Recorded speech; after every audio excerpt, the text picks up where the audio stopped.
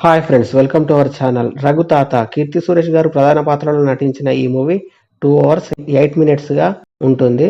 August 15న release అయిన ఈ Tamil movie ఇప్పుడు G5లో తెలుగులో అందుబాటులో ఉంది భయ్య.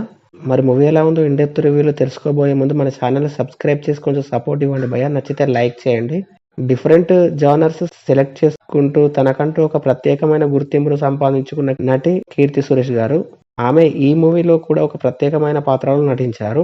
అభ్యుదయ భావాలు ఇంకా ధైర్యం ఉన్న ఒక స్త్రీగా కనపడుతుంది. అదే సమయంలో తన మాతృభాషను మాత్రమే ఇష్టపడుతూ హిందీ భాషకు వ్యతిరేకంగా ఉంటుంది.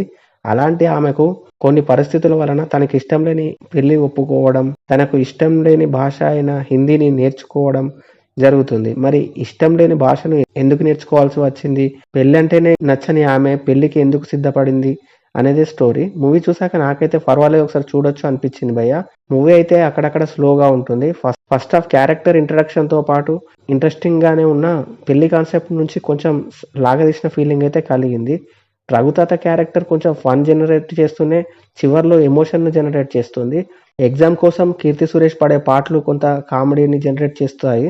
మరోవైపు సెల్వన్ గారు రవీంద్ర విజయ్ గారి వేరియేషన్ నటన బాగుంటుంది. సెల్వన్ పాండ్యన్ల మధ్య వచ్చే మెచ్యూర్ లవ్ స్టోరీ బాగుంటుంది. క్లైమాక్స్ పర్వాలేదు. బ్యాక్గ్రౌండ్ మ్యూజిక్ బాగుంది. అడల్ట్ కంటెంట్ ఏం లేదు. ఫ్యామిలీతో చూడొచ్చు. ఫన్ కోసం సరదాకి ఒకసారి చూడొచ్చు అనిపించింది భయ్య. మీరు కూడా చూసేయండి. ఎలా ఉందో కామెంట్ చేయండి. Thank you for watching.